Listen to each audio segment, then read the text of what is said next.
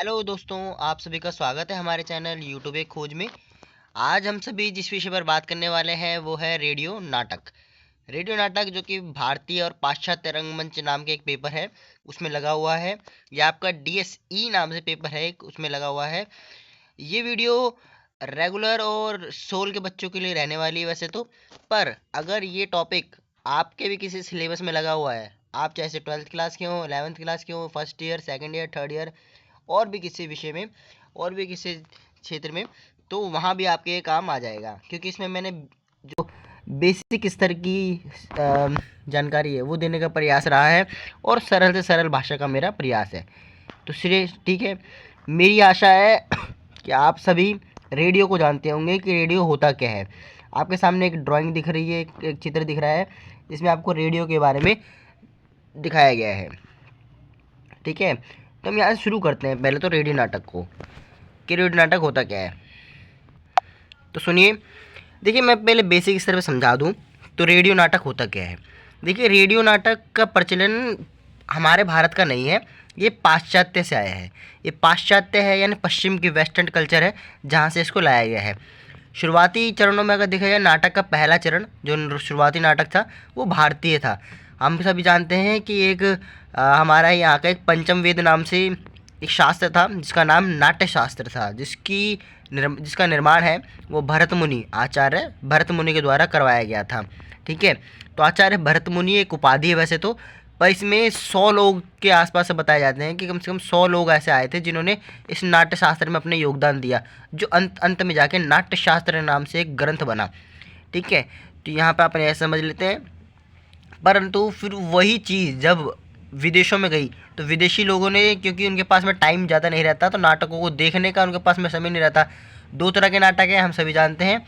एक जो मंच पे सज्जा पे मंच पे अभिनय के माध्यम से, पात्रों के माध्यम से, संवादों के माध्यम से किया जाता है वो नाटक, और एक होता है जिसमें हम रेडियो पे वही नाटक, वहीं पे 4 से 5 लोग रेडियो पे खड़े रहते हैं और वही आवाज़ें निकाल रहे होते हैं, वही चीज़ें सब कुछ कर रहे होते हैं, तो वो एक नाटक अलग होता है। ठीक है, तो यहाँ थी। तो अब शुरुआत करते थोड़ी नाटक की। हम आपके सामने कुछ इमेजेस आएंगी थोड़ी देर में, आपको उससे ज़्यादा से ज़्यादा क्लियर हो जाएगा। तो हम परिचय की बात कर लेते हैं थोड़ा सा। तो परिचय में पहले ये बात कर लेते हैं कि रेडियो नाटक की उत्पत्ति कहाँ से हुई है। तो रेडियो नाटक की उत्पत्ति के बारे में सुनिए। रेडियो नाटक का जन्म 20वीं शताब्दी की शुरुआत में रेडियो प्रसारण के आविष्कार और उसके लोकप्रिय होने के साथ साथ हुआ। इसे किसी एक व्यक्ति या देश की देन नहीं माना जाता, बल्कि यह नई तकनीक के साथ मनोरंजन की आवश्यकता से विकसित हुआ है। यानी कि नाटक कोई ऐसा नहीं है कि किसी एक देश ने या किसी एक व्यक्ति ने दिया हो, ये नहीं, ये पूरे विश्व की धरोहर है जो हमारे पूर्वजों ने हमें दिया है, जो हम सभी के पास में अब अलग अलग रूप में मौजूद है। ठीक है, अब इसमें देखिए आगे तकनीकी आधार। इसका मूल आधार वायरलेस टेलीग्राफी और फ्री रेडियो प्रसारण की तकनीक थी, जो आवाज़ को दूर तक भेजने में सक्षम थी। ठीक है, इसमें सबसे बड़ी खूबी है कि वायरलेस है और आप इसको कहीं भी रख दीजिए, कमरे के कोने में रख दीजिए, कहीं भी रख दीजिए, आप कहीं से भी इसकी प्रसारण को सुन सकते हैं। आपको याद होगा जब वर्ल्ड वॉर चल रहा था, आगे टॉपिक यही है कि वर्ल्ड वॉर चल रहा था सॉरी विश्व युद्ध चल रहा था, तो विश्व युद्ध के समय में हमारे क्या होता है कि हमें वहाँ की जानकारी, टीवी तो थी नहीं हमारे पास में ज़्यादा, लोगों के पास में भी, तो क्या था हमारे पास में रेडियो था। अब रेडियो इतना अच्छा होता है कि आपको दूर की बैठी खबर को आप तक पहुंचा सकता है, सब कुछ सुना सकता है, ये सुनने का माध्यम होता है। और इतना फ़ायदेमंद था, लोगों ने विश्व युद्ध की जितनी भी, जैसे कितने लोग शहीद हो गए, कितने लोग बच गए, कैसा क्या हालात चल रहे हैं, उन सभी चीज़ों का लाइव अपडेट दे रहा था हमें रेडियो। तो रेडियो वहाँ काम आया था। ठीक है, तो ये है इसके वायरलेस होने का फ़ायदा। आगे देखिए दूसरा पॉइंट इसका, पहला दौर 1920। माना जाता है कि 1920 के दशक में जब रेडियो आम लोगों के घर में पहुंचा, तब नियमित रूप से नाटक प्रसारित होने लगे। संयुक्त राज्य अमेरिका और ब्रिटेन में इसका विकास सबसे पहले और तेज़ी से हुआ। हम सभी जानते हैं कि औद्योगिक क्रांति सबसे पहले ब्रिटेन में आई, ब्रिटेन के बाद में धीरे धीरे हमें पता है कि अमेरिका, फिर धीरे धीरे बाकी पूरे विश्व में फैली, सबसे पहले ब्रिटेन में आई थी। तो वहीं से हमको पता है कि वहीं से सबसे ज़्यादा विकास के क्षेत्र में काम हुए हैं, औद्योगिक क्षेत्र में मशीनी युग वहीं से चालू हुआ है, तो रेडियो का निर्माण भी सीधा सीधा वहीं से हुआ होगा, इतना लॉजिक सीधा है। आगे देखिए, नाट्य परंपरा से जुड़ाव। रेडियो नाटक ने रंगमंच की नाट्य परंपरा से प्रेरणा ली, लेकिन क्योंकि इसमें दृश्य यानी विजुअल्स नहीं थे, इसलिए इसे अपनी भाषा विकसित करनी पड़ी। ठीक है, यहाँ पे रंगमंच की बात है कि रंगमंच में क्या है, इसमें दृश्य विधा जैसी चीज़ें हैं, लेकिन ना ये क्या होता है, थोड़ी ध्वनि वाली चीज़ें इसमें कम रहती हैं, इसमें बहुत सी चीज़ों की कमी हो रहती है। इन चीज़ों के बारे में बताया गया है। आगे देखिए चौथा पॉइंट, स्वर्ण युग 1930 से लेकर 1940। द्वितीय विश्व युद्ध से पहले और उसके दौरान रेडियो नाटक अपने स्वर्ण युग पर पहुंच गया। टेलीविज़न के आने से पहले यह घर घर में मनोरंजन का मुख्य साधन था। उदाहरण के लिए 1938 में ऑर्नर्स वेल्स द्वारा प्रस्तुत the war of the worlds ने इसकी शक्ति को साबित किया। ठीक है, यहाँ से आपको समझ आना चाहिए कि वो हमारे जब हमारे देश में विदेशों में वर्ल्ड वॉर चल रहे थे, उस समय इसका क्या फ़ायदा हुआ था, तो ये मनोरंजन के साथ साथ में हमें न्यूज़ यानी जानकारियाँ भी दे रहा था, तो वो भी एक चीज़ है। ठीक है, आगे देखिए, रेडियो नाटक साहित्य का वह विशिष्ट और अनूठा रूप है जिसे केवल कानों से सुनकर अनुभव किया जाता है। यह एक शुद्ध श्रव्य माध्यम है जहाँ दृश्य पूरी तरह अनुपस्थित होते हैं। यहाँ पर आपके दृश्य नहीं होते, यहाँ पे कोई ड्राइंग नहीं है, यहाँ पे कोई आपको नायक नहीं है, नायिका नहीं है, इनमें से कोई भी नहीं है, आपको सिर्फ उनकी बातें सुनाई दे रही हैं, उनको देख नहीं सकते आप। यहाँ पर फ़ायदा यह है कि जो व्यक्ति सुन नहीं सकता ना, सच में सॉरी देख नहीं सकता, तो उस व्यक्ति को भी यहाँ पे आराम से वो नाटक का मज़ा ले सकता है, उसे भी कोई दिक्कत नहीं है। इसका अर्थ है कि रंगमंच या सिनेमा की तरह पात्रों की वेशभूषा, उनका चेहरा या उनका शारीरिक अभिनय दिखाई नहीं देता। रेडियो नाटककार का मुख्य काम यह होता है कि वह केवल ध्वनि, संगीत और संवाद के माध्यम से श्रोता के मन में कहानी, पात्रों और पूरे वातावरण का चित्र निर्मित करे। इसका उद्देश्य श्रोता का मनोरंजन या और ज्ञानवर्धन करना होता है। इसका मुख्य उद्देश्य सिर्फ यही है कि वो ज्ञान बढ़ाना है, कैसे भी करके उनकी नॉलेज को बढ़ाना है या उन्हें मनोरंजित करना है, बस यही काम एक राइटर का या नाटककार का होता है। ठीक है, और होना भी यही चाहिए। उद्देश्य मेन मुख्य ये होता है कि कोई चीज़ हमें सिखाए वो चीज़ें। मुख्य भाग के बारे में बात करूँ तो विशिष्टता और अनिवार्यता तो इसके कुछ है, वो देखिए। तो इसके रेडियो नाटक की सफलता उसकी सीमितता को शक्ति में बदलने की क्षमता पर निर्भर करती है। इसके मुख्य कुछ बिंदु हैं, देखिए। रेडियो नाटक की विशिष्टता और सीमाएँ। अगर इसकी सीमा की बात करूँ तो आपके सामने एक तालिका बन रही है, इस तालिका को देख लीजिए। इस तालिका में दिया गया है कि इसमें जो दृश्य होते हैं, इनकी विशेषता की बात करें तो ये जगह, समय और वातावरण का कोई बंधन इसमें नहीं होता। इसकी सीमाओं की बात करूँ तो पात्रों की वेशभूषा और शारीरिक अभिनय का अभाव होता है। देखिए, जो दृश्य होते हैं ना, इनको आप कोई सी भी जगह पर, समय हो, कोई सा भी समय हो या वातावरण हो, आप इसको कहीं भी आप मतलब आप इसको नाटक के रूप में डाल सकते हैं। ठीक है, इसमें कोई बाध्यता नहीं है, आप किसी भी समय पर कर लीजिए, किसी भी जगह कर लीजिए, वातावरण कोई सा भी हो, सब चल जाता है इसमें। पर सीमा इसकी यह है कि इसमें जो पात्र होते हैं, पात्रों की वेशभूषा हो, शारीरिक अभिनय, ये इसको हम देख ही नहीं सकते, तो सीधी सी बात है रेडियो नाटक में। अब इसकी प्रस्तुति की बात करूँ तो जटिल और गतिशील दृश्यों जैसे हवाई जहाज, नदी, स्वर्ग को ध्वनि से आसानी से दिखाया जा सकता है, ये इसकी विशेषता है। कहानी, इसमें सीमा की बात करूँ तो कहानी को एक सीमित और निर्धारित समय अवधि में भी पूरा करना होता है। ठीक है, अगर मैं इसके भाव की बात करूँ तो पात्रों के मन के भावों, मनोवैज्ञानिक चित्रण और अंदरूनी संघर्ष को ध्वनि और संगीत से अत्यंत प्रभावशाली ढंग से प्रस्तुत किया जा सकता है। अगर इसमें सीमा की बात करूँ तो श्रोता को हर बात संवाद या ध्वनि से स्पष्ट करनी पड़ती है, क्योंकि उसके पास दोबारा सुनने या देखने का विकल्प नहीं है। आगे देखिए, बी ऑप्शन इसमें है, रेडियो नाटक के 3 अनिवार्य तत्व हैं। चूँकि दृश्य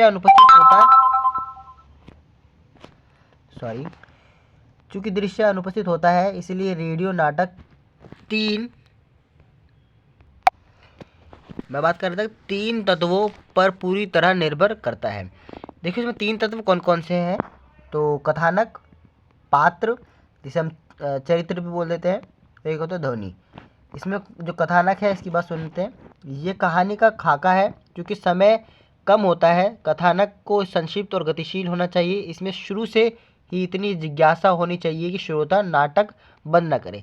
देखो, नाटक एक तरह का खाका है, खाका बोल लीजिए, या फिर अब घटनाओं का समूह है। बहुत सारी घटनाएं मिलकर एक कथानक को बनाती है, और बहुत सारी मतलब कि एक से ज़्यादा भी हो सकती हैं। ठीक है, तो वो सारी घटनाएं मिलती हैं और एक कथानक को बनाती हैं।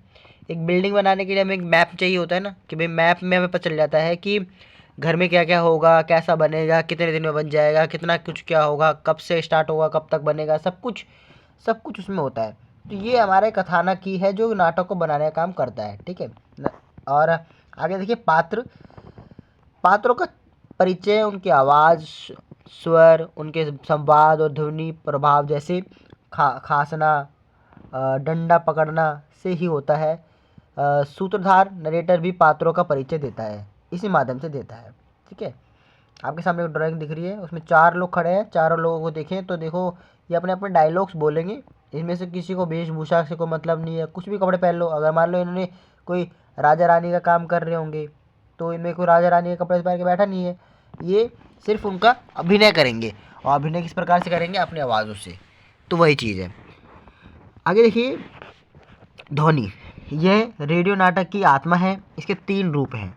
संवाद, ये वातावरण बनाते हैं और कहानी को आगे बढ़ाते हैं। इन्हें पात्र की आयु, शिक्षा और क्षेत्र के अनुरूप सरल, स्वाभाविक और संक्षिप्त होना चाहिए। देखो, जो संवाद होते हैं, ये संवाद कहानी को आगे बढ़ाने का काम तो करते ही हैं, आपको पता ही है।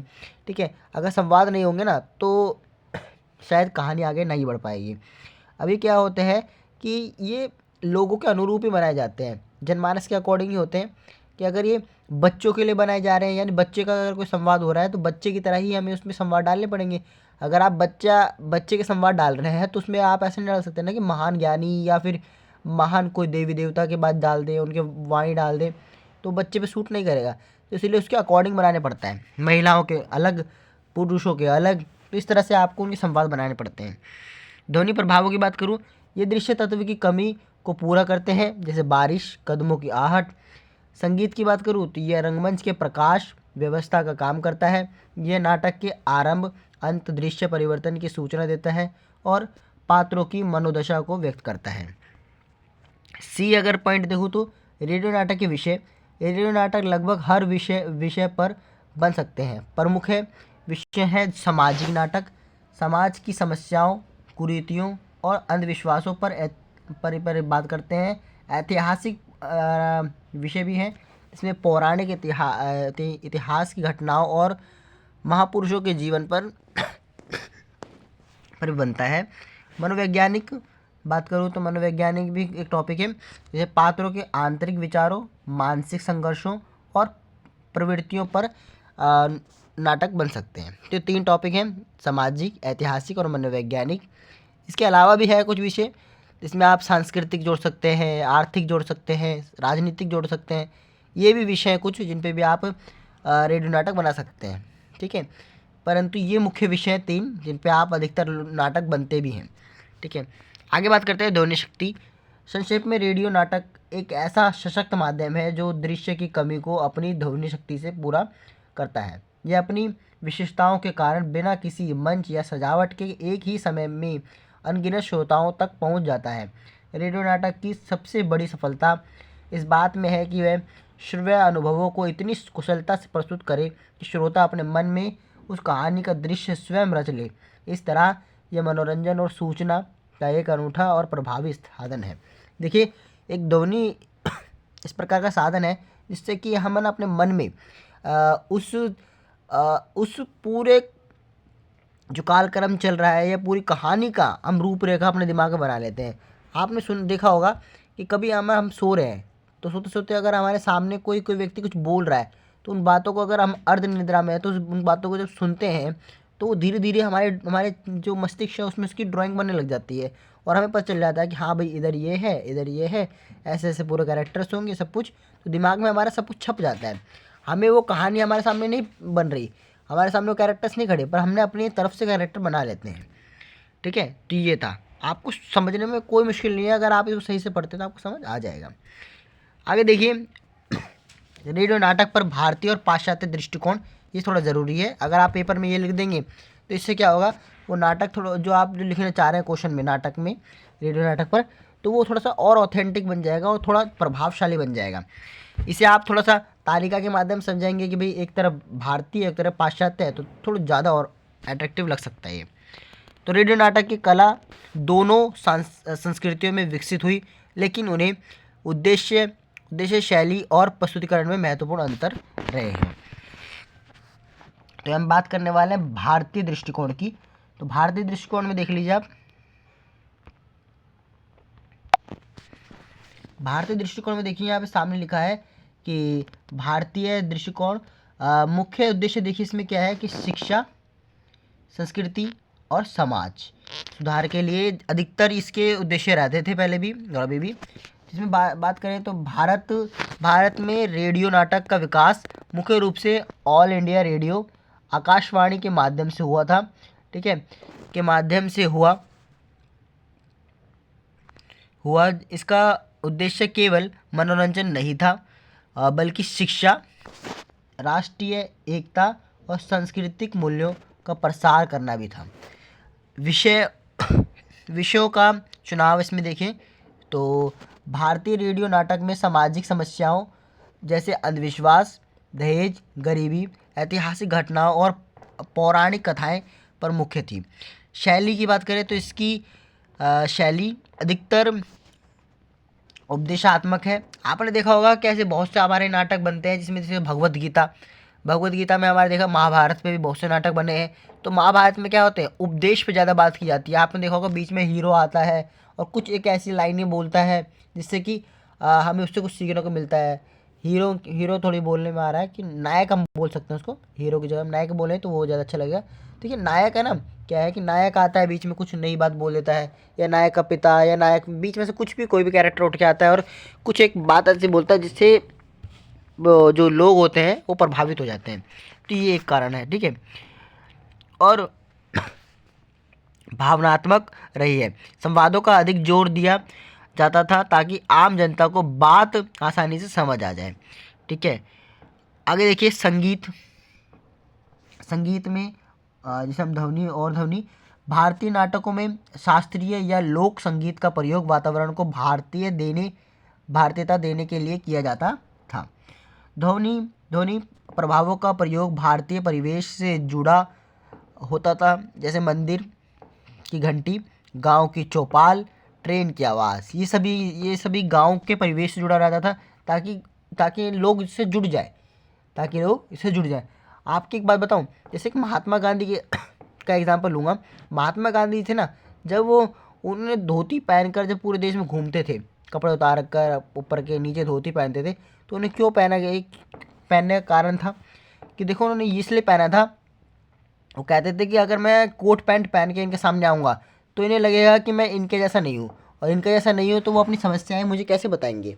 उनकी समस्याओं को अगर मुझे जानना है तो मुझे उनके जैसा दिखना होगा, और उनके जैसे दिखने के लिए मुझे उनके जैसा बनना पड़ेगा पूरी तरह से। तो उन्होंने इसीलिए धोती पहनी थी, उनके जैसे दिखे थे। तो यहाँ पर भी वही बात होती है कि नाटक को लोगों से जोड़ने के लिए यहाँ पर हमें उन्हीं चीज़ों को लेना पड़ेगा जो नाटक में आसपास को जोड़ सके, जैसे वो घंटी की आवाज़ हो, नदी की आवाज़ हो, पानी की आवाज़ हो, लोगों के गाय भैंसों की आवाज़ हो, सॉरी। आगे देखिए, उदाहरण के लिए धर्मवीर भारती का अंधा युग जैसा पौराणिक नाटक या सामाजिक जागरूकता फैलाने वाले हमारा गांव जैसे धारावाहिक इनका लक्ष्य कलात्मकता के साथ साथ समाज को संदेश देना था। आगे देखिए, पाश्चात्य दृष्टिकोण से मुख्य उद्देश्य कलात्मक प्रयोग और संक्षेप में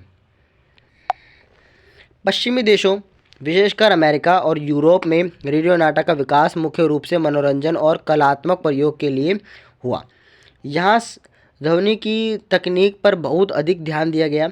विषयों की चुनाव की बात करूँ तो पाश्चात्य नाटकों में रहस्य, विज्ञान, गल्प, हॉर और मनोवैज्ञानिक संघर्ष पर आधारित कहानियाँ अधिक लोकप्रिय रही।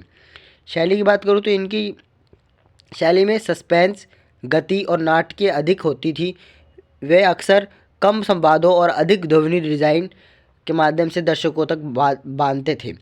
संगीत की बात करूँ और ध्वनि की बात करूँ तो पश्चिमी नाटकों ने ध्वनि ध्वनि ध्वनि और ध्वनि प्रभावों में क्रांति ला दी। उन्होंने विशिष्ट एटमॉस्फेयर बनाने के लिए जटिल और यथार्थवाद ध्वनि तकनीकों का उपयोग किया। संगीत का प्रयोग भी माहौल और डरावना या रोमांचक बनाने के लिए होता था। उदाहरण के लिए ऑर्नर्स और ऑर्सन वेल्स का 1938 का प्रसिद्ध नाटक the war of the worlds नाम से था। इसमें यह नाटक इतना यथार्थवादी ढंग से प्रस्तुत किया गया था कि कई श्रोताओं ने इसे सच्ची खबर मान लिया था, जिससे स्पष्ट होता है कि पश्चिमी तकनीक और प्रस्तुति कितनी शक्तिशाली थी। इनके नाटकों को ये सच्चा बनाने का काम करते हैं, क्योंकि सच्ची घटनाओं पे रहते हैं। उसमें कुछ भी ऐसा नहीं लाते कि हाँ ये थोड़ा सा अंधविश्वास भी जुड़ गया, नहीं, उसको सच्ची घटनाओं से जोड़ने का प्रयास करते हैं। अब इन अंतरों को थोड़ा सा हमें ना एक तालिका के माध्यम से समझ लेते हैं। इसमें लिखा है आधार भारतीय दृष्टिकोण और पाश्चात्य दृष्टिकोण के आधार से। मूल प्रेरणा की बात करूँ तो भारतीय में देखिए सामाजिक सांस्कृतिक उत्तरदायित्व और शिक्षा इस पर बेस्ड रहती थी। पश्चिम में देखें तो कलात्मक प्रयोग, तकनीकी नवाचार और शुद्ध मनोरंजन। शैलीगत बात करूँ तो भारत में संवादों की स्पष्टता और भावनात्मकता पर अधिक था, और पश्चिमी बात करूँ तो ध्वनि प्रभाव और सस्पेंस बनाने पर अधिक था उनका जोर। और मैं विषय की प्रकृति की बात करूँ तो भारत में सामाजिक, ऐतिहासिक, पौराणिक इन पर ज़्यादा जोर दिया जाता था, इन विषयों पर।